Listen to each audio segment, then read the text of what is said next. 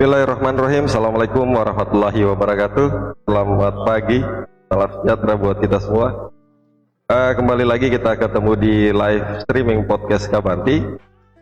Hari ini saya ditemani kawan saya Ibu Hinarti, saya Bobi, dan pada siang hari ini atau pagi menjelang siang ini kita akan bincang-bincang bersama Dinas Peternakan dan pada Dinas Peternakan dan Kesehatan Hewan, ya sorry kalau salah, tetapi pada hari ini diwakilkan oleh dua orang kabid yang luar biasa, yaitu yang pertama Bapak Muhammad Zuhur SPT. Beliau adalah Kepala Bidang Keswan dan Kesmafet Pengelolaan dan Pemasaran. Selamat pagi Pas, selamat datang di live podcast Kabanti. Kemudian yang kedua, Kepala Bidang Pembibitan dan Produksi, Bapak Dokter Hewan Elwun Harila, senior saya yang luar biasa juga ini, sudah hadir di live podcast Kabanti. Mungkin nanti mic-nya lebih dekat Pak, lebih dekat, lebih dekat. Kita akan bincang-bincang Pak nanti ini terkait banyak hal terkait Dinas Peternakan, tentang kesiapan peternakan, karena sebentar lagi kita akan hadapi Lebaran Idul Adha, yang dimana memang ada banyak ruang bagi Dinas Peternakan dan Kesehatan Hewan di Kabupaten Muna untuk melakukan tupoksinya seperti itu. Jadi kita langsung saja mungkin Bu Hinarti ya. Yang pertama kita cerita dulu dengan Pak Zuhur yang membidangi kesehatan hewan dan kesmafet. Yang pertama itu Pak, nanti lebih dekat Pak ya, ditarik-tarik. Yang pertama itu Pak, bagaimana kesiapan Dinas Peternakan dan Kesehatan Hewan dalam menghadapi Lebaran Idul Adha? Seperti apa yang dilakukan oleh Dinas Peternakan Kesehatan Kabupaten Muna? Silakan Pak. Oke, terima kasih. Assalamualaikum warahmatullahi wabarakatuh. Waalaikumsalam warahmatullahi wabarakatuh. Alhamdulillah, wassalatu wassalamu ala asrofil anbiya'i wal mursalin Sayyidina Muhammad wa ala alihi ajmain. Amma ba'd. Allahumma shalli ala Sayyidina Muhammad wa ala ali Muhammad. Dan selamat pagi. Pada hari ini, hari Selasa, bertepatan dengan tanggal 4 Zulhijjah 1445 Hijriah, dan insya Allah 6 hari ke depan lagi kita akan melaksanakan Idul Kurban, dan ditambah dengan 3 hari tasrik, yaitu tanggal 11, 12, dan 13 Zulhijjah. Kami dari Dinas Peternakan untuk setiap tahunnya itu kami sebagai dinas teknis, kami dari jauh-jauh hari, baru-baru kita sudah bersurat di kecamatan dan di masjid-masjid yang ditandatangan langsung oleh Bapak Sekda Kabupaten Muna dalam surat penyampaian atau himbauan. Jadi dari isi surat tersebut tertanggal 4 Juni 2024 itu isinya sebagai berikut, bahwa kami dari Dinas Peternakan itu bukan pada saat menjelang Idul Kurban kita melakukan pengawasan atau melayani masyarakat dalam kaitannya dengan kesehatan hewan, tapi jauh-jauh hari kita sudah melakukan antisipasi seperti itu, karena kita harapkan ke depannya bahwa ternak-ternak yang ada di masyarakat ini, ya kita jamin dia punya kesehatan, jamin kesehatan. Sudah itu masyarakat yang berkurban ini, artinya pada saat mereka membeli kurban, ternak-ternak yang diharapkan ini betul-betul sehat secara fisik. Karena apa? Syarat dari syariat secara Islam itu bahwa ternak kurban itu dia tidak boleh cacat. Mulai dari kepala sampai ke kaki, maksudnya mulai dari tanduk tidak boleh patah, sudah itu umpamanya mata tidak boleh buta salah satunya, telinga tidak boleh ada yang robek, sudah itu kesehatannya tidak boleh kurus, Nah, sudah itu mungkin penyakit lain seperti skabies yang kayak berkurap atau apa itu kurang sah istilahnya kalau kita berkurban kalau ada ternak-ternak yang masih ada penyakit-penyakit seperti itu. Jadi kita dari Dinas Peternakan itu menghimbau karena ini kebetulan ada surat edaran dari Dirjen Peternakan Kementerian Pertanian itu nomor kalau saya tidak salah nomor 4 tanggal 27 Mei 2024 itu tentang peningkatan kewaspadaan menjelang hari raya Idul Kurban. Jadi ini himbauan ini hampir seluruh provinsi dan kabupaten di seluruh Indonesia untuk selalu kita waspada. Kita merasa bersyukur untuk wilayah Kabupaten Muna untuk dari segi penyakit-penyakit yang sifatnya zoonosis seperti kejadian-kejadian yang mungkin dari tahun 2000, 2022, 2023 itu yang namanya virus PMK. Alhamdulillah kita untuk Kabupaten Muna kita karena daerah kepulauan kita masih masuk zona hijau. Jadi alhamdulillah untuk ternak-ternak yang keluar dari Kabupaten Muna itu kita itu bebas mengeluarkan ternak dari wilayah Kabupaten Muna. Karena selama ini terus terang bahwa ternak-ternak yang masuk di Kabupaten Muna itu jarang sekali yang masuk di Kabupaten Muna. Kita ini mensuplai ke daerah-daerah tetangga termasuk Kabupaten Buton, Kabupaten Bombana, Kota Kendari, Kolaka Timur, malah sampai di luar Sulawesi Selatan sana ada masuk. Jadi kita dari khususnya di bidang kesehatan hewan, kita memang pelayanan untuk kesehatan ini itu kita prioritaskan sama masyarakat, terutama petani-petani peternak. Diusahakan ternak-ternaknya itu kalau memang ada gejala atau apa yang terjadi peternaknya itu segera menghubungi kami di Dinas Peternakan. Kami ada perpanjangan tangan dari kabupaten itu ke kecamatan. Tapi lagi-lagi mungkin karena kita punya sumber daya manusia yang terbatas, artinya dari tenaga-tenaga kita di lapangan sekarang ini kan sisa 12 orang. Dan itu pun mungkin akhir tahun ini 2 orang akan pensiun. Jadi kita punya penyuluh di lapangan itu Pak, tinggal 12 orang. Ini melayani begitu luasnya wilayah kita di Kabupaten Muna ada 22 kecamatan. Nah, jadi kendala kita di kabupaten, di Dinas Peternakan ini sebenarnya kita itu kita masih makan saja tenaga yang ada. Kita masih kekurangan tenaga kita untuk teman-teman pendampingan untuk penyuluhan informasi untuk teman-teman yang punya kegiatan kelompok-kelompok tani, kelompok peternak, apa itu peternak peruang maupun kelompok. Jadi kendalanya kita di situ kita. Jadi pada saat kita melakukan pelayanan mungkin masyarakat kurang maksimal kita layani karena keterbatasan tenaga. Nah, tapi kita di kabupaten selalu siap. Apa itu lewat mereka bisa datang ke dinas untuk melaporkan ternaknya atau mungkin lewat perwakilan kita teman-teman penyuluh di lapangan di kecamatan. Bahkan teman-teman yang penyuluh ini ada yang tugas wilayah itu Pak sampai 2 sampai 3 kecamatan. Seperti Parigi, ada teman kita yang namanya Pak Berita, itu kasihan tinggal di Parigi, dia punya wilayah kerja itu dia mulai dari Parigi, Wadolau, Tongkuno sampai Tongkuno Raya Pak. Iya. Bayangkan dia hanya sendirinya. Dia sendirinya. Jadi kita sebenarnya responnya kita sebenarnya selalu positif kepada masyarakat.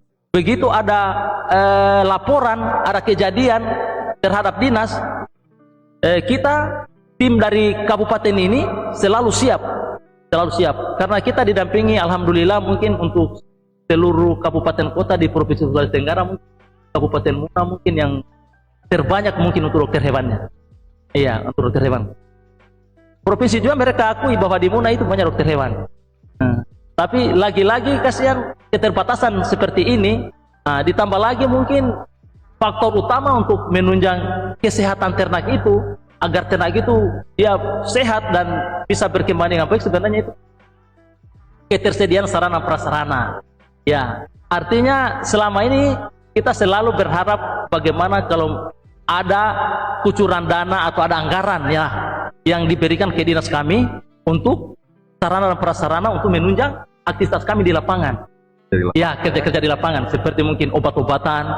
Karena terus terang saja sebenarnya kita untuk Kabupaten Muna sebenarnya kalau yang namanya penyakit-penyakit yang sifatnya zoonosis, yang seperti antraks, PMK, alhamdulillah kita masih aman-aman saja untuk wilayah Kabupaten Muna. Paling yang dominan kita di Kabupaten Muna ini yang selalu bagaimana sapinya dia kurus, pakannya karena kurang, sudah itu dia cacingan, kurang makan. Terjelas yang kita butuhkan itu adalah bagaimana obat-obatan yang menunjang seperti obat cacing, vitamin, obat mencret atau apa yang kaitannya dengan ini, ya supaya mungkin kedepannya bisa kita dianggarkan untuk aktivitas kita, untuk beraktivitas untuk melayani masyarakat pada umumnya, khususnya di kabupaten. Mungkin untuk sebentar mungkin begitu, Pak. Baik, terima kasih Pak Zuhur, luar biasa kesiapan Dinas Peternakan dan Kesehatan Hewan menjelang Lebaran Idul Adha ini kaitannya dengan rahasia apa Ya, sudah disiapkan sudah juga disiapkan, Pak ya. Kemudian memang itu tadi Pak, kalau soal syarat-syarat hewan kurban itu secara fikih Islam atau secara apa namanya? Memang itu standar yang di begini Pak, kalau untuk standar Majelis Ulama Indonesia dan secara syari, ya artinya ternak yang wajib iya wajib. Jadi ternak yang untuk hewan kurban ini sekali lagi dipastikan, dia harus dipastikan Pak, harus dipastikan ternak ini harus dalam keadaan sehat. Itu yang utama, sehat. Baik. Tidak boleh kita membeli hewan kurban dalam keadaan sakit, jangan. Kemudian, Sudah itu dari bentuk fisik. Ulang lagi tadi, jangan kita lewat perantara orang lain. Kita turun sendiri ke lapangan, bagaimana kita memperhatikan betul-betul itu hewan kurban, karena ini syarat utama, tidak boleh cacat. Iya. Kita memang ada ini Pak. Dari sejak tahun lalu kita ada tim, memang ada tim selalu tim khusus, untuk tim khusus untuk memeriksa hewan-hewan kurban. Tapi kan kita selalu istilahnya door to door dari masjid ke masjid.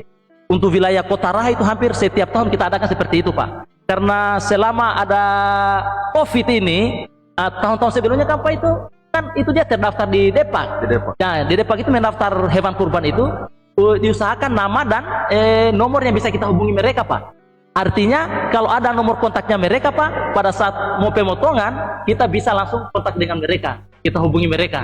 Nah, jadi kita sekarang ini selalu door to door, dan itu pun kebiasaan kita dari tahun ke tahun itu kita sudah pastikan bahwa wilayah-wilayah Kota Raha seperti Masjid An-Nur Laiboru, Masjid Agung Al-Munawwarah, Masjid Al-Munajat, seluruh masjid yang ada di wilayah Kota Raha dan sekitarnya, termasuk sampai wilayah sampai Napabalon sana, alhamdulillah teman-teman masih bisa terjangkau, kita bantu mereka dalam pemeriksaan. Kalau di luar kota Pak, di luar kecamatan yang di kota ini, Kabupaten Masalempa, apa di kayak wilayah-wilayah di Katong Kuno, yang Parigi, itu apa ada juga seperti ini? Iya, kita juga bersurat ke sana. Tapi kan tenaga kita untuk melakukan ke sana itu memang terbatas. Tapi insya Allah ada teman kita yang siap untuk ke sana, itu Dokter Hewan Yus. Kebetulan wilayah kerjanya di sana, dibantu dengan kita punya penyuluh Ibu Maulana. Untuk daerah Tongkuno Raya. Sedangkan untuk wilayah di luar Katobu, wilayah Lasalepa sampai Napabalano, ada teman-teman kita di sana itu tenaga penyuluh. Tahun kemarin juga mereka melaksanakan pemeriksaan, dibantu dengan mungkin wilayah kerja termasuk Ibu Dokter Putri yang wilayah kerjanya itu dia wilayah Katobu dan Pataleworu.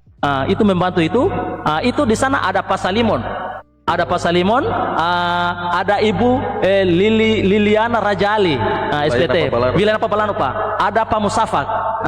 Di wilayah Bataleworu ada Pak Andri, dibantu dengan Ibu Putri, Dokter Hewan Putri. Untuk sementara begitu Pak. Kemudian nanti kebetulan juga ada Pak Dokter Hewan Pak Elwood Harila ini yang senior saya yang sudah lama saya kenal, luar biasa. Nanti soal kesehatan hewannya detailnya mungkin jauh juga ini kita bahas mengenai kesehatan hewan. Memang luar biasa ya Dinas Peternakan ini. Maksud tadi memang ada kekurangan tenaga medis apa ini, penyuluh ya? Iya, penyuluh. Artinya penyambung kita di lapangan. Artinya informasi itu kalau ada mereka di kecamatan, itu informasinya cepat, pelayanannya cepat Pak. Mereka tidak perlu lagi ke kabupaten, ke dinas untuk menyampaikan keluhan masyarakat. Karena ini mereka memang tugasnya di lapangan. Kalau dinas lain terkait seperti dinas pertanian, dia itu 1:1 istilahnya, dia setiap kecamatan ada satu penyuluhnya. Jadi kita tidak susah lagi, masyarakat sudah tidak susah untuk mencari informasi Pak, karena ada perwakilan kita di kecamatan dan mereka memang tugasnya di kecamatan gitu. Oke, saya kira untuk sementara itu selanjutnya mungkin teman saya Bu Hinarti akan tanya-tanya sedikit sama dokter hewan Elwan Harilah mengenai banyak hal tentang kesehatan hewan ya. Karena saya pikir profesi dokter hewan ini sangat sampai Amin. kita makan sapi sakit Ya. gitu. Baik, silakan Ibu Hinarti. Ya, baik. Terima kasih Pak Bob, host kita yang luar biasa. Dan teman-teman, ini kita sebenarnya bersyukur hari ini karena kita kedatangan 2 tamu langsung. Dan dua-duanya adalah orang sama Kabit. Karena kemarin kita tahu juga di kan lagi Ya. kita sudah mendapatkan jadwal dengan kita dan merekonfirmasi sehingga 2 punggawah, 2 pendekar dari Dinas Peternakan dan Kesehatan Hewan datang bersama-sama kita hari ini. Dan ini asiknya juga nih, mereka ini 2 kabit yang 2 bidang juga. Satu adalah masalah pengelolaan dan pemasaran dan satunya adalah masalah pimpinan produksi. Dan kebetulan ini salah satunya adalah berprofesi sebagai dokter hewan. Ya. Nah, jadi kita hari ini mudah-mudahan dapat daging semua ini materinya, karena bukan cuma daging sapi yang akan dikurban, tapi kita akan dapat daging informasi dari mereka-mereka ini. Jadi ini mungkin ke Pak Dokter Elwan. Sebenarnya kalau tadi kita ini sudah Elwun ya, kita sudah ngegas nih masalah kurban. Tapi sebenarnya kita juga mau tahu nih Pak, orang awam sebenarnya kita Dinas Peternakan ini masih awam ya, dokter hewan itu masih awam. Kita tahunya ini tentang dokter umum yang ada di rumah sakit. Jadi kalau dokter hewan kita tidak ngeh atau tidak terlalu kenal nih. Kalau boleh nih kita mau dengar dulu cerita apa sih dokter hewan Pak? Ya, terima kasih. Jadi sesuai dengan apa yang tanyakan itu, apa itu profesi hewan. Jadi dokter hewan itu tentu saja profesi yang sangat mulia. Tugasnya adalah dia memastikan kesehatan hewan yang ada di satu daerah. Dia bertanggung jawab penuh tentang itu. Dan bukan hanya ternak yang hidup, tapi dia juga bertanggung jawab terhadap hasil olahan ternak itu. Karena ada asumsi bahwa peternakan ini seakan-akan tidak bekerja secara maksimal, tetapi sebetulnya kita di peternakan itu tugasnya kita sangat berat Pak, sangat berat. Karena kenapa kita harus bertanggung jawab terhadap 67.000 hewan ternak yang ada di Kabupaten Muna. Dan itu lari-lari ya Pak hewannya? Iya, dan sesuai dengan kita kan memang masyarakat kita ini kan bermacam-macam metode pemeliharaan dan rata-rata itu masih semi intensif. Jadi mereka itu sering melepas ternaknya itu di hutan. Nah, itu menjadi tantangan kita dan itu yang akan kita bicarakan sebentar lagi ini. Nah, jadi untuk sementara mungkin seperti dulu. Mungkin kita menunggu pertanyaan selanjutnya, Bu. Iya. Jadi untuk teman-teman di penonton kita di Facebook lagi live.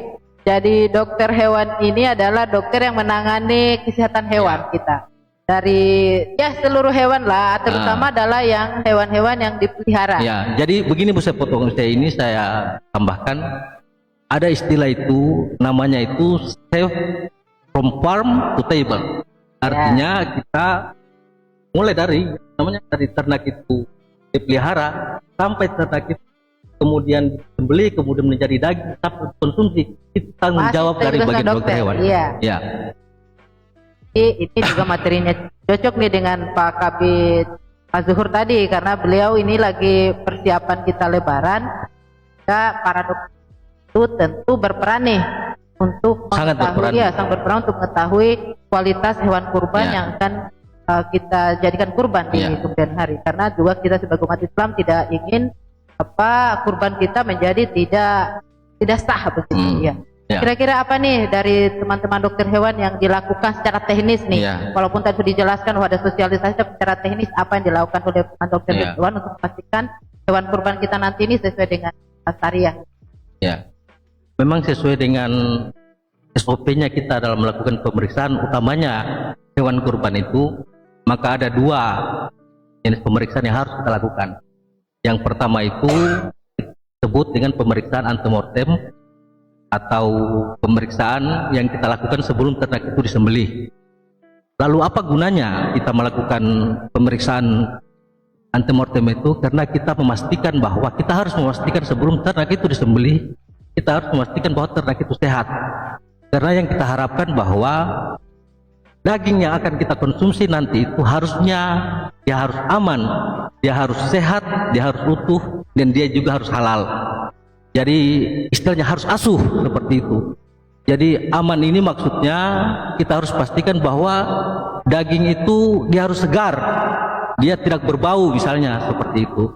Kemudian utuh itu maksudnya dia selalu itu terkandung nutrisi-nutrisi yang baik buat kebutuhan tubuh kita.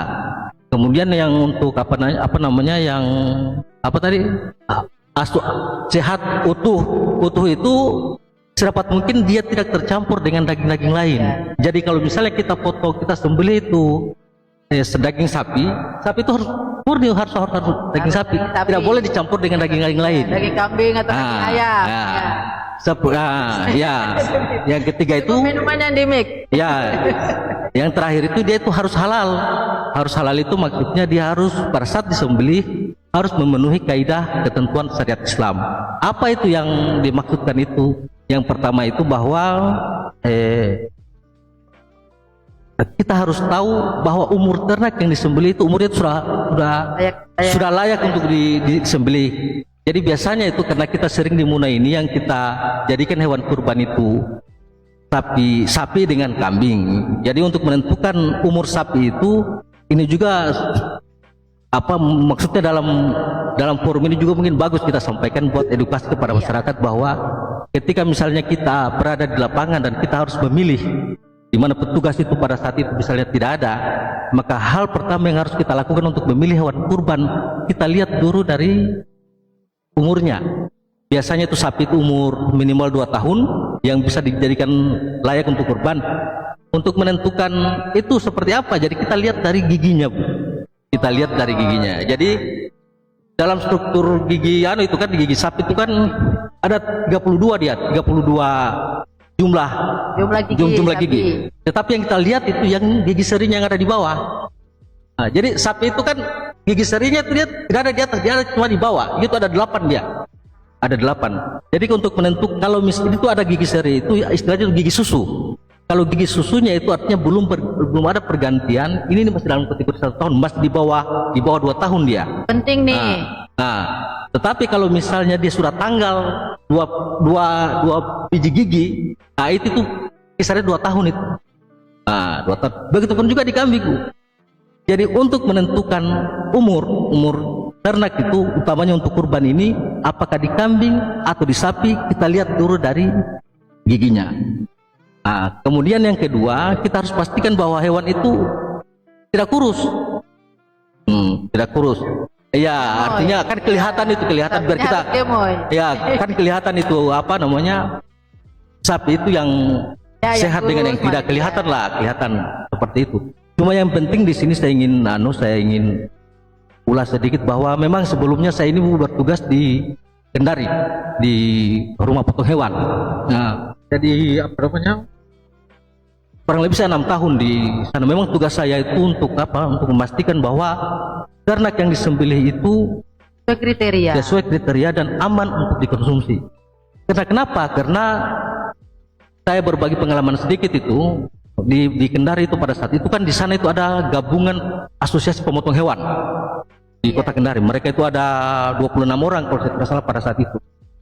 Dan pencuri sapi juga banyak-banyak.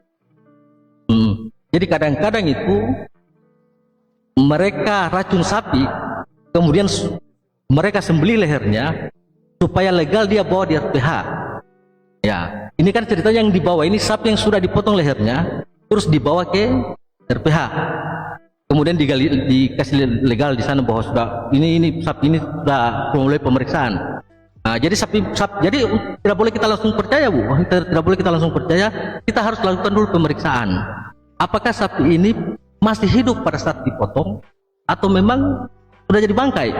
Coba bayangkan kalau misalnya tidak ada misalnya tenaga teknis yang memastikan bahwa sapi itu masih hidup pada saat dipotong, jadi kita sama saja kita kita berikan makan bangkai orang, masyarakat. Makanya gunanya itu kita periksa. Ya, ya. Jadi kita ini periksa. memang vital juga nih. Ya, sangat vital. juga nih tugas teman-teman di Dinas Peternakan Kesehatan Hewan, para dokter kita, dokter hewan kita yang memang harus memastikan kondisi hewan kurban kita sah tadi. Nah, kemudian seperti yang lagi.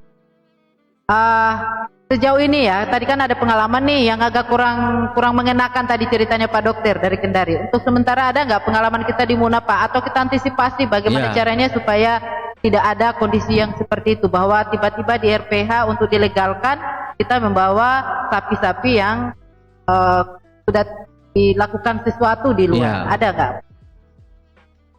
antisipasi kita di? Saya kan pindah di Muna ini tahun 2008.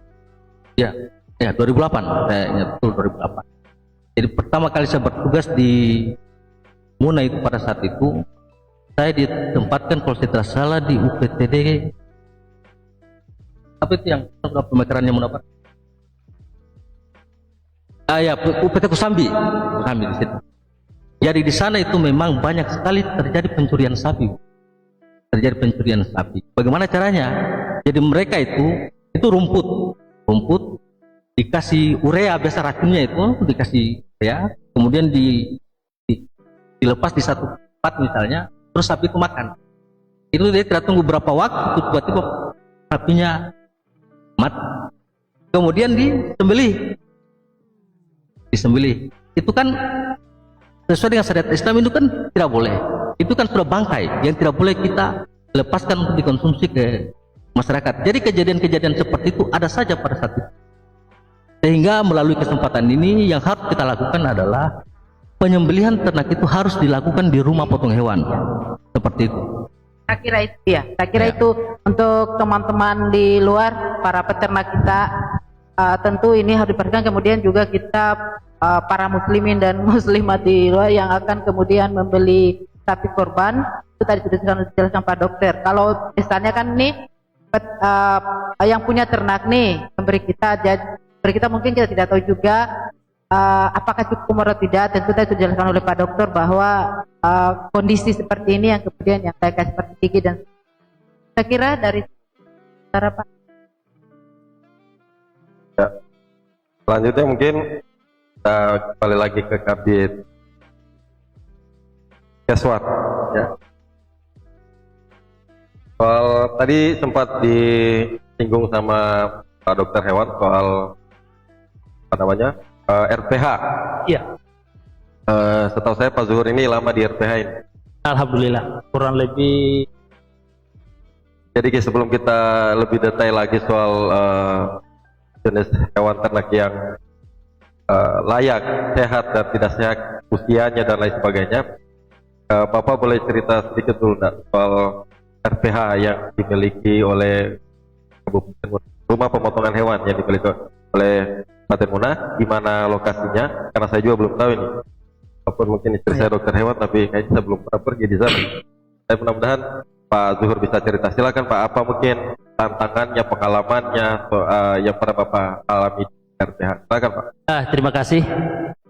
Untuk informasi kepada masyarakat bahwa kita untuk di Kabupaten Muna itu memang ada kita punya RPH, rumah potong hewan, dan kita harapkan itu untuk semua masyarakat untuk bisa menggunakan RPH ini kalau kedepannya nanti kalau ada pemotongan hewan, apakah kebutuhan umum atau kebutuhan kurban. Ya, pengalaman selama ini alhamdulillah dengan adanya kita RPH di sana itu terkendali, terkontrol dengan baik, karena begitu masuk kita sudah lihat sapinya selalu dalam bentuk hidup, tidak ada dalam bentuk mati. Nah, persoalan bilang sehat dengan tidak sehat, alhamdulillah ternak yang kurus itu belum tentu dia bilang sakit. Nah, karena biasa istilahnya turun badan karena mungkin faktor pemeliharaan yang kurang intens, biasa mungkin pakannya yang kurang apa. Nah, jadi itu bukan berarti dia sakit atau kurus, tapi memang biasanya ada yang turun badan seperti itu. Tapi alhamdulillah sejak saya bertugas tidak ada kejadian-kejadian yang ternak-ternak yang dibawa masuk ke RPH yang sudah dipotong dari luar atau apa, karena terus terang saya memang tidak mengizinkan seperti itu selama saya jadi petugas pengawas di RPH. Alhamdulillah untuk kita di Kabupaten Muna ini kan itu ada kurang lebih 9 jadwal pemotongan untuk di RPH.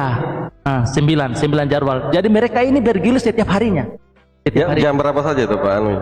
Biasanya mulai dari setelah salat subuh.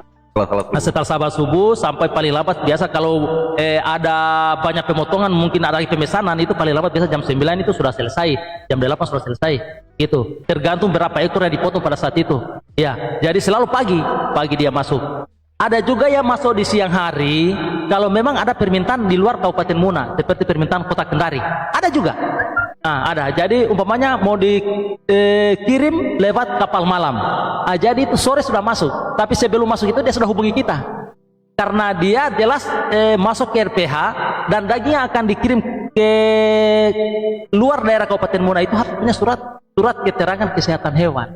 Gitu dia. Kita pastikan bahwa ternak yang dipotong ini jelas-jelas ya ternak yang sehat, sudah itu dijamin dia punya kesehatan, sudah itu dibuatkan dia punya surat keterangan kesehatan hewan, supaya pada saat melewati pintu-pintu karantina di pelabuhan sana, itu mereka tidak ditahan, mereka punya daging. Jadi pemotongan itu bukan hanya pagi, siang juga kadang ada, tapi kalau ada pengiriman yang akan dikirim dari Kabupaten Muna, atau tidak ada pemotongan mungkin secara tiba-tiba ada pesanan pesta, biasa mereka minta nanti sore baru dipotongkan. Jadi biasa teman-teman ini bukan lagi pagi, tapi kadang siang menjelang sore hari dia masuk. Karena apa? Kalau biasanya kita di Munas ini kalau mau kerja biasa sore baru dikerja semua. Jadi kalau dipotong pagi itu mungkin agak lama. Tapi sebenarnya tidak masalah dari pagi sampai sore kalau itu daging, kalau tidak dicampur dengan air dengan apa itu kelihatan tetap awet dan segar dia. Jadi untuk kejadian, insya Allah untuk kejadian di RPH selama saya bertugas itu tidak ada istilahnya daging-daging yang sudah jadi bangkai ya disembelih di luar sana dikasih masuk di RPH. Tidak ada. Jadi kita jamin karena terus terang saja kan kita ini jaminan untuk ini kasihan teman-teman yang masyarakat veteriner begitu, konsumsi produk hewani ya namanya. Ada di sini yang seksinya kesehatan masyarakat veteriner yang kaitannya dengan pengolahan, pemasaran apa semua yang kaitannya dengan untuk konsumsi masyarakat. Kita harus lindungi masyarakat supaya mereka merasa aman, merasa nyaman bahwa daging-daging yang diperjualbelikan di Laino sana, di pasar Laino atau di warung-warung makan atau di manapun itu, alhamdulillah selalu muaranya selalu dari rumah potong hewan. Baik, kemudian juga Pak, kan idealnya memang hewan harus dipotong di rumah pemotongan hewan ini. Iya. Tapi bagaimana pengawasan dari Dinas Peternakan dan Kesehatan Hewan ini dalam mengawasi beberapa yang melakukan pemotongan di luar RPH? Apa ada pengawasan atau ada seperti apa modelnya? Seperti itu, biar masyarakat tahu. Oke, terima kasih. Jadi namanya kita ini manusia selalu berusaha bagaimana mencari celah atau celah. Kita sudah sarankan, sudah anjurkan bahwa tidak boleh memotong di luar daripada rumah potong hewan. Tetapi ada saja kejadian-kejadian seperti itu, Pak Bob. Ya. Biasanya ini pada saat namanya menghadapi Idul Fitri atau Idul Kurban. Jadi tidak semuanya itu ternak itu dipotong di rumah potong hewan. Jadi kalau kayak Idul Kurban itu mereka memotong di lingkungan masing-masing. Yang penting dijamin dia punya kebersihan, keamanannya apa, dan memang kita selalu ada pendampingan, ada pemeriksaan apa semua pendampingan. Jadi selalu ada pendampingan Pak Bob, meskipun mereka potong di luar. Tapi lagi-lagi yang jelas tidak ada klaim masyarakat atau tetangga bahwa ini terutama pemotongan pada hari raya Idul Fitri Kurban. Ya. Tapi kalau untuk pemotongan umum setiap harinya kita harus tekankan selalu di RPH. Tapi yang namanya manusia yang punya keterbatasan apa semua, ada saja biasa oknum seperti itu. Jadi kedepannya mungkin bersama dengan mungkin Satuan Pamung Praja, penegakan perda, itu mungkin penting sekali. Artinya jangan ada lagi memotong di luar daripada rumah potong hewan. Kenapa mereka ada kesempatan memotong seperti itu? Karena terus terang kita untuk wilayah Kabupaten Muna, kita punya wilayah ini kan luas.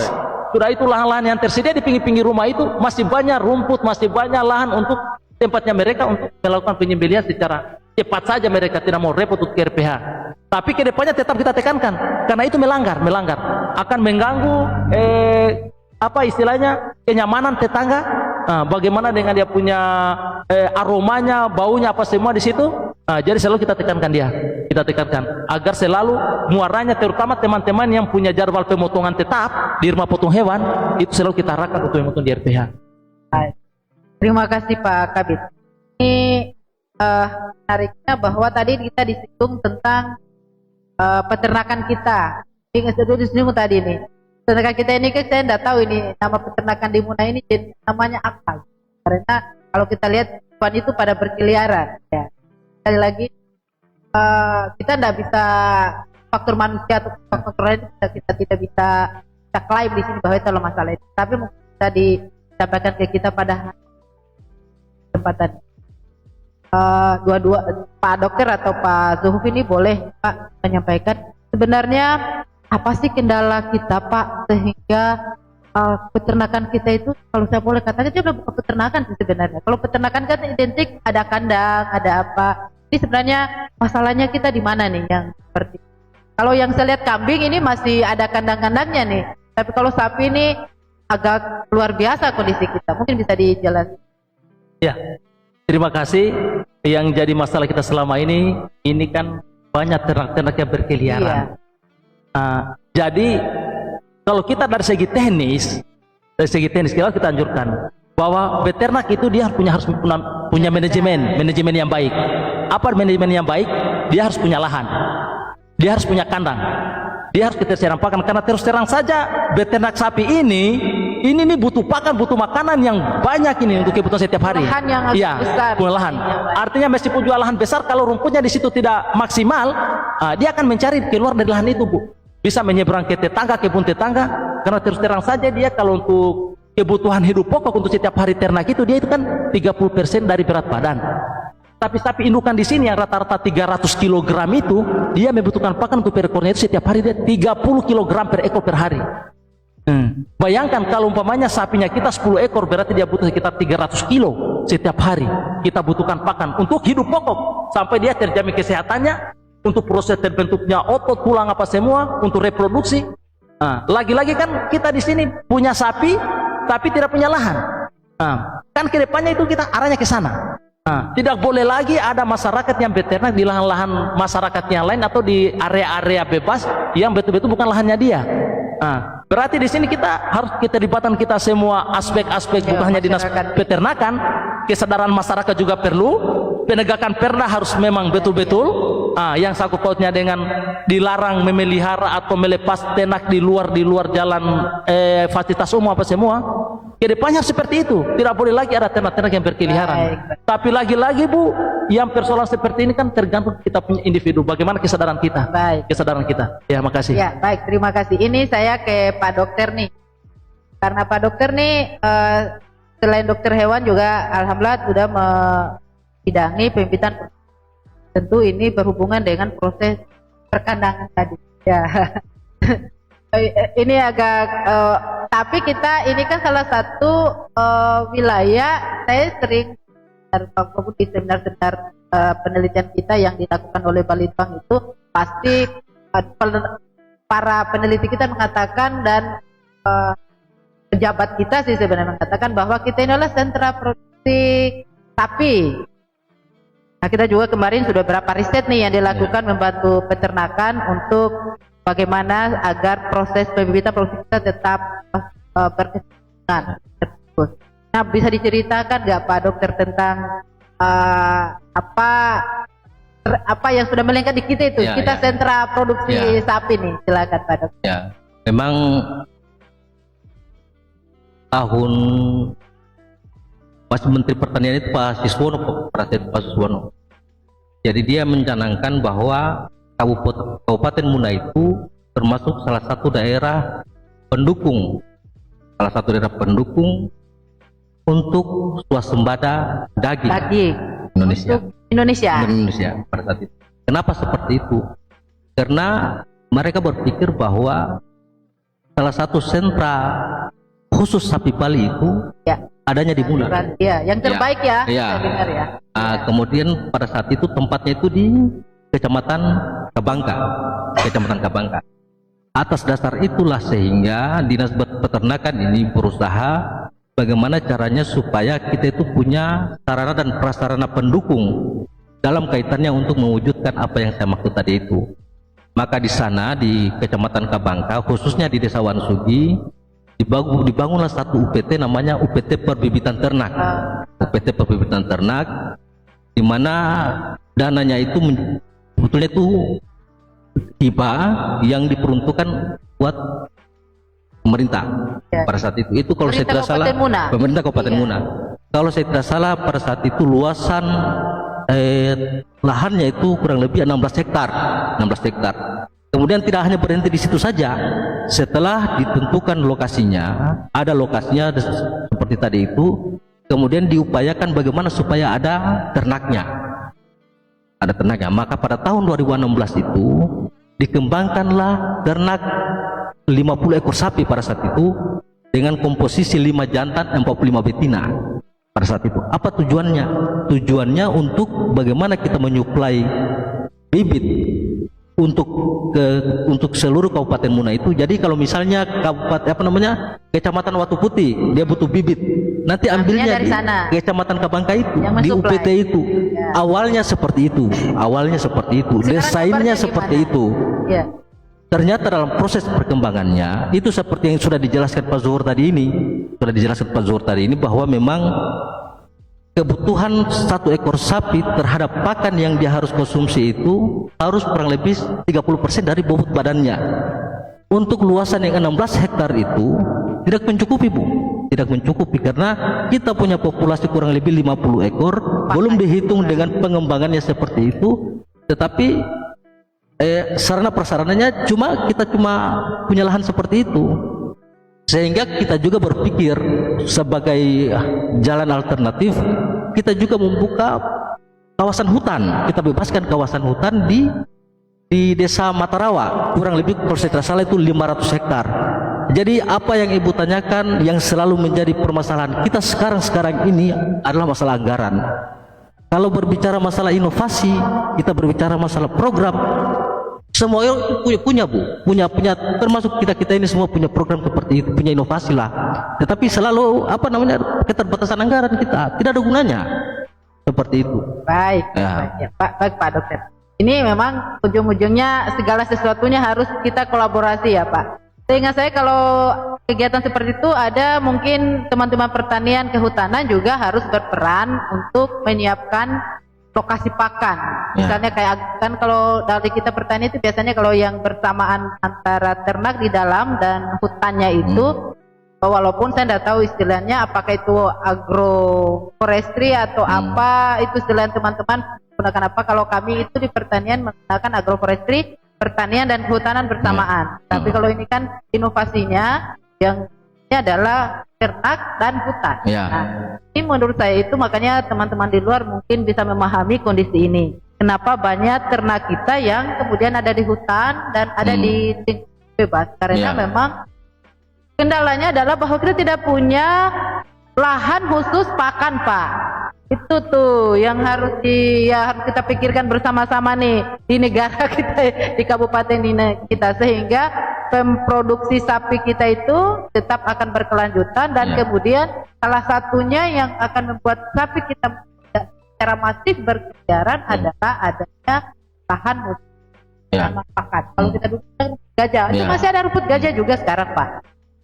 Atau kita masih ada alternatif rumput lain untuk banyak jenis rumput, banyak jenis rumput, ada rumput gajah, ada rumput raja, macam-macam bukan ternak. Hari ini kita dapat jalan keluar ini Pak Bo, bukan hanya wawancara mereka, malah kita dapat jawaban. Kalau ini Pemda atau siapa saja nih, terutama Pemda ya, pemegang anggaran kita, ya keluhan teman-teman bahwa tidak hanya soal ketertiban tuh sapi kita pada berkeliaran di jalan, tetapi lebih cenderung bahwa mereka harus hidup untuk mencari makan. Saya kira Pak Bob dari saya ini cukup nih. Mungkin Pak Bob ada ide untuk pertanyaan bagi mereka nih. Baik. Sebenarnya juga hari ini kami berharap Kadis Peternakan hadir. Mungkin nanti kita undang bicara soal program kebijakan, karena mungkin beliau juga tadi keluar kota atau juga.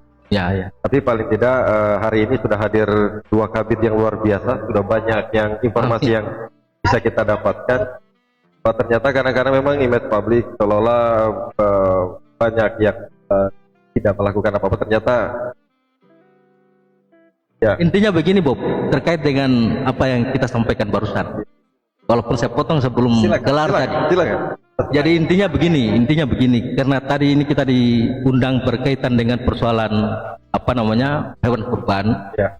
Jadi mungkin bisa kita katakan di sini, daging nanti yang akan dikonsumsi adalah daging yang sehat. Itu adalah buah dari hasil kerja seluruh stakeholder dinas peternakan yang ada. Seperti itu. Baik, ya. Kemudian mungkin kita akan tanya-tanya lagi soal lagi masyarakat ketika menyembelih hewan kurban bisa pastikan keamanan. Tadi soal ini Pak, sertifikasi legalitas. Pak, ada sertifikasi khusus keterangan sehat ternak belum dijual bagi para pemilik. Tidak perlu, atau kalau di Munas seperti apa? Apa sudah kurban? Terima kasih. Pengalaman selama ini, kalau untuk penjualan ternak yang untuk lingkup Kabupaten Muna, kecamatan antar kecamatan, desa kecamatan, itu biasa hanya menggunakan dia surat keterangan dari desa, punya administrasi.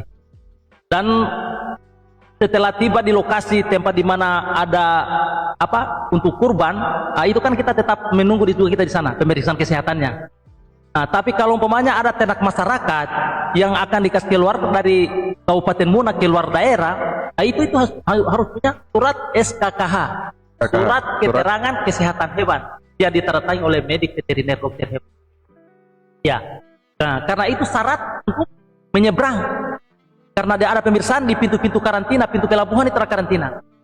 Dia rujukannya dia itu harus SKKH dari dinas yang ditandatangani langsung oleh medik veteriner dokter hewan. Kalau tidak itu ditolak di pelabuhan, karena tidak ditolak berarti ini sapi belum diperiksa atau bagaimana. Jadi dia selalu harus ada surat sertifikat seperti itu. Tapi kalau untuk lingkup Kabupaten Muna, itu tidak putus seperti itu. Tapi ada juga sebagian teman-teman biasa minta seperti itu. Sebenarnya kalau untuk dalam wilayah Kabupaten Muna kita jaminlah, karena hampir setiap hari kan kita interaksi dengan masyarakat, kita tahu kondisi ternaknya seperti apa. Tapi yang kita khawatirkan ini jangan sampai ternak itu dikeluarkan dari wilayah Kabupaten Muna. Jangan sampai tiba di kabupaten tujuan dia menanyakan, ini ternak dari mana? Dari Muna. Mana dia surat dokumennya mana? Surat keterangan kesehatannya mana? Baik. Oh ya, sedikit informasi ini banyak sekali nih yang sudah komen ini. Tapi nanti kita baca terakhir aja. Luar biasa. Banyak winto Pak Dokter Hewan ini. Banyak fansnya Pak Dokter Hewan. Kemudian ini Pak Dokter bisa jelaskan lagi sekali lagi soal lebih detail lagi soal hewan. Ya. Yang pertama itu tadi soal usia dan kondisi seperti apa, yang gimana cara membedakan hewan ternak yang sehat dan tidak sehat. Kemudian apakah bukan hanya tidak patah tanduknya, tapi mungkin ada ciri-ciri yang lebih detail. Terima kasih. Ya, silakan Pak. Jadi mungkin saya lanjut dari apa yang saya sudah sampaikan tadi. Jadi memang dalam SOP pemeriksaan hewan kurban itu, maka kita pertama kita lakukan pemeriksaan antemortem atau sebelum dipotong. Dan yang kedua adalah pemeriksaan postmortem atau pemeriksaan setelah dipotong. Tadi saya sudah gambarkan tentang pemeriksaan antemortem bahwa kita harus memastikan bahwa ternak sebelum dipotong itu atau disembelih, kita pertama harus sehat. Kaitannya dengan hewan kurban ini, kaitannya dengan hewan kurban, khusus hewan kurban. Khusus hewan kurban. Ternaknya harus sehat. Jadi prosedur pemeriksaannya itu ya kita lakukan pengamatan. Kita lakukan pengamatan mulai dari, sudah disinggung juga Pak Zuhur tadi, Secara visual dulu. secara visual kita lakukan. Secara visual kita lakukan, tetapi kan yang menurut pengalaman kita yang selama ini pada saat kita lakukan pemeriksaan ternak di lapangan itu, pemeriksaan kesehatan hewan kurban di lapangan itu sekitar 80-90% ternaknya sehat lah, ternaknya sehat. Kemudian ada beberapa kasus, misalnya kasus-kasus umum yang terjadi pada ternak sapi itu, misalnya penyakit-penyakit seperti helminthiasis, ada istilah seperti itu. Jadi pemeriksaan, jadi penyakit yang disebabkan oleh cacingan itu, makanya begini Pak Bob. Ya.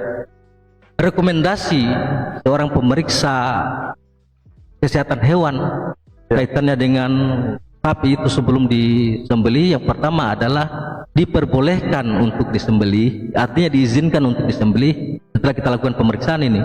Kemudian yang kedua, ditolak untuk disembelih. Ya. Yang ketiga, diizinkan untuk disembelih tetapi dengan pengawasan dokter hewan. Ya, seperti itu. Apa yang dimaksud dengan pemeriksaan diizinkan untuk disembelih atau dipotong? Ketika misalnya dia memenuhi kriteria-kriteria seperti tadi itu, baik dari syariat Islam maupun dari sisi teknis kesehatannya. Jadi dia hewannya itu harus sehat. Kemudian tidak boleh cacat. Ada juga, jadi begini juga kadang-kadang pertanyaan itu muncul dari masyarakat. Ya. Bagaimana kalau misalnya telinganya dia robek? Ya. Apakah itu misalnya cacat atau bagaimana? Jadi perlu kami tegaskan di sini bahwa kalau misalnya telinganya itu tujuannya untuk identitas sapi, misalnya itu kan kita itu ada dikasih tanda di eartag dia punya telinga kemudian robek. Itu saya kira bukan menjadi bukan masalah, bukan standar, itu tetap bisa dilakukan pemotongan. Seperti itu. Kemudian yang kedua tadi, setelah kita lakukan pemeriksaan sebelum dipotong atau antemortem tadi dan kemudian disimpulkan diizinkan untuk dipotong, maka kita tidak berhenti saja pada saat itu. Kita awasi lagi pemotongannya.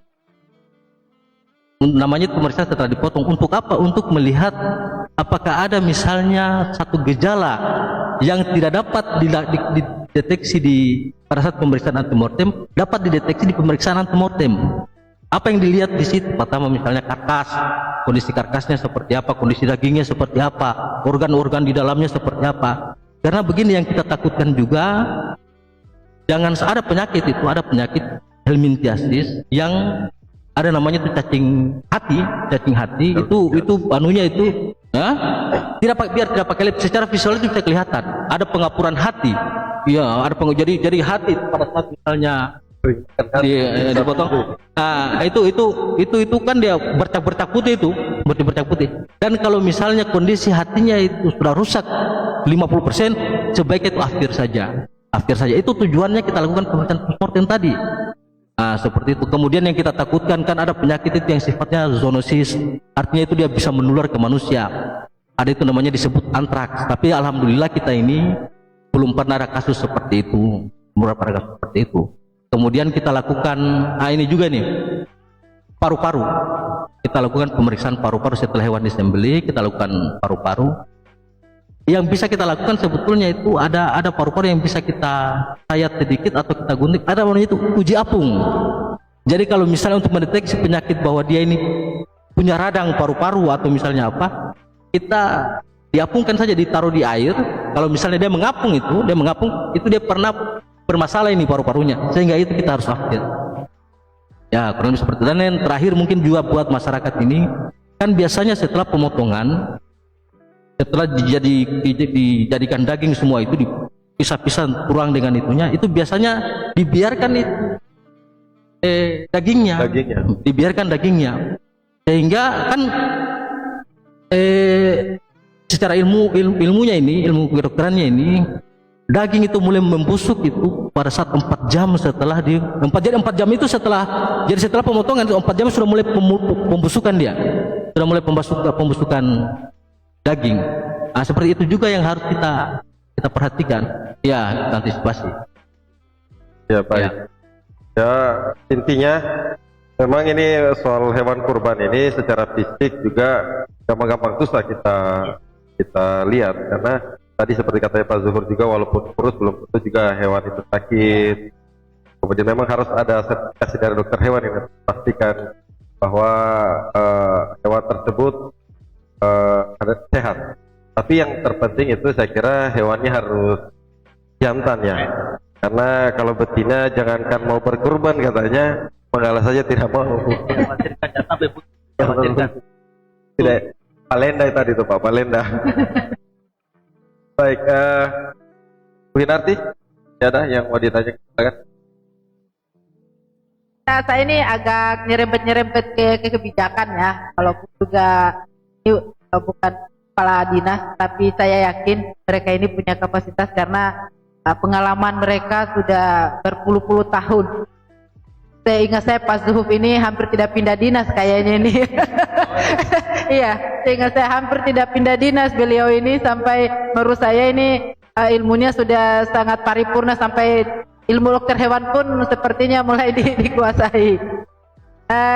Ini Pak Zuhuf, ini juga kan terkait dengan inovasi atau kolaborasi ya. Kalau inovasi kan kita selama ini memang ada inovasi, dan itu adalah hak tadi.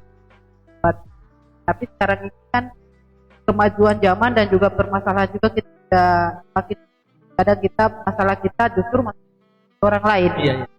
Itu dibutuhkan salah satu sistem kerjanya kolaborasi. Nah itu yang.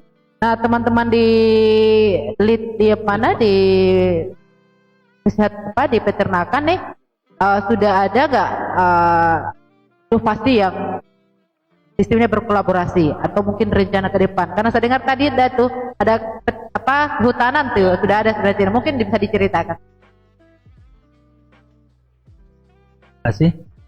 Yang kaitannya dengan inovasi yang kerjasama dengan Balitbang, mungkin selama ini mungkin yang ini kita punya teman dokter Putri.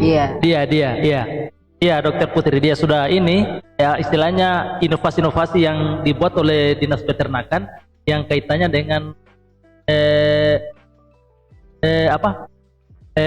penelitian dan pengembangan ke depan. Nah, jadi itu untuk sementara ada kayak. Kalau dengan kehutanan tadi gimana Pak Dokter? Ini juga menurut saya ini asik juga tuh untuk ditindaklanjut untuk dilegalkan begitu, dibuat sebuah kerjasama yang kalau istilah orang itu MOU atau apa dikerjasamakan seperti, karena kan dinas kehutanan juga punya aturan sendiri, mau tidak mau itu harus dibicarakan luar biasa juga itu dengan mereka. Gimana ya, Pak? saya kira MOU-nya itu sudah ada Bu, sudah ada, kalau saya tidak salah itu sudah ada. Cuma saya lebih tertarik dengan apa yang kita sampaikan tadi terkait dengan kolaborasi lintas sektor. Seperti itu. Jadi ke depannya ini kita berharap ada semacam kerjasama antara dinas peternakan itu dengan dinas pertanian. Harapannya kita, apa yang kita maksud itu? Misalnya begini, kan kita tahu bahwa telur itu, kita bicara di luar dari hewan kurban sekarang ini, ya di luar daging. Jadi kemarin kita tahu bahwa telur itu dianggap atau kegiatan yang berhubungan dengan pengadaan telur di program-program seperti itu dianggap dapat menekan laju inflasi daerah, sehingga apa yang harus kita lakukan ke depan adalah bagaimana caranya supaya Muna ini bisa swasembada dalam hal telur. Nah, seperti itu. Untuk kedepannya maka yang harus kita lakukan adalah bantuan kepada masyarakat yang berkaitan dengan telur. Juga dinas pertanian melakukan bantuan pada kelompok yang sama terhadap jagung. Jadi dalam satu kawasan di situ ada ayam petelur, tetapi di situ juga ada suplai pakannya. Mari kita sudah ngobrol lagi kemudian ada sarana prasarana karena kebutuhan telur sekarang ini luar biasa Bu. Ya mungkin kita pernah ada, saya sama-sama ibu ini sudah berapa kali kita ada dalam satu forum diskusi di hotel. Tahu tuh kalau seperti jadi kedepannya seperti itu. Dan sebetulnya dinas peternakan itu sudah mengantisipasi hal itu. Jadi pada tahun 2017 kita menganggarkan hampir 1,2 miliar kaitannya dengan pengadaan hewan ternak ayam petelur itu. Tujuannya adalah di samping itu menjadi edukasi buat masyarakat yang ingin beternak ayam petelur. Yang kedua, kita bisa mendapatkan nilai PAD dari peternakan itu. Kemudian Ya. jagung dari petani kita juga bisa diserap. Ya sebagai bisa diserap, pakan. ya, bisa diserap. Ya. Alhamdulillah, mudah-mudahan ini jadi. Jadi kan kebetulan tahun kemarin itu kita mendapat dana PEN terkait dengan pembuat apa namanya, apalagi istilahnya kalau Pabrik jagung. bukan kandang Kandang. direhab, istilahnya direhab. Kan dari kandang 2017 sekarang direhab menggunakan dana PEN kemarin. Dan alhamdulillah ini sudah ada. Alhamdulillah sudah ada. Dan melalui forum ini kami berharap di peternakan bahwa supaya apa yang menjadi anggaran yang ada tahun ini kebetulan proyeksinya untuk pengadaan ayam petelur yang ada di untuk mengisi kandang itu, mudah-mudahan itu bisa terjadi lagi Bu. Artinya tidak lagi pengurangan anggaran atau mungkin dihapus atau bagaimana, karena sama saja mau bazir itu. Nah, jadi mungkin dalam forum ini juga kita sampaikan seperti itu. Ya, terima kasih. Kita juga kemarin sempat ngobrol dengan peternakan. Memang mereka kan pabriknya juga itu adalah menyiapkan untuk itu. Ya, pertanian mensupport untuk bahan pakan peternakan. Jadi mudah-mudahan ini forum kita juga ini bisa menjadi penyambung informasi bagi kita semua. Kemudian terkait dengan litbang, kita juga ini harus bertanya nih. Kalau karena kita litbang ini rencana teman-teman dengan litbang apa nih untuk berkolaborasi dengan kami litbang nih. Ya. Walaupun ada riset kemarin, tapi hasil risetnya ini gimana kita tindak lanjuti ini? Kebetulan Bu. Jadi mungkin pernah kita ada dalam satu forum pada saat itu di hotel apa namanya? Hotel Berlian. Nah, jadi mungkin saya lagi di sini saya sampaikan juga bahwa memang kita ini kan sekarang kaitannya dengan ternak ini sudah banyak itu ternak itu yang breeding istilahnya, kawin sedara. Jadi maksud kami ini melalui teman-teman di Litbang ini atau mungkin koneksi dari teman-teman di Litbang agar kami itu juga bisa mendapatkan informasi yang akurat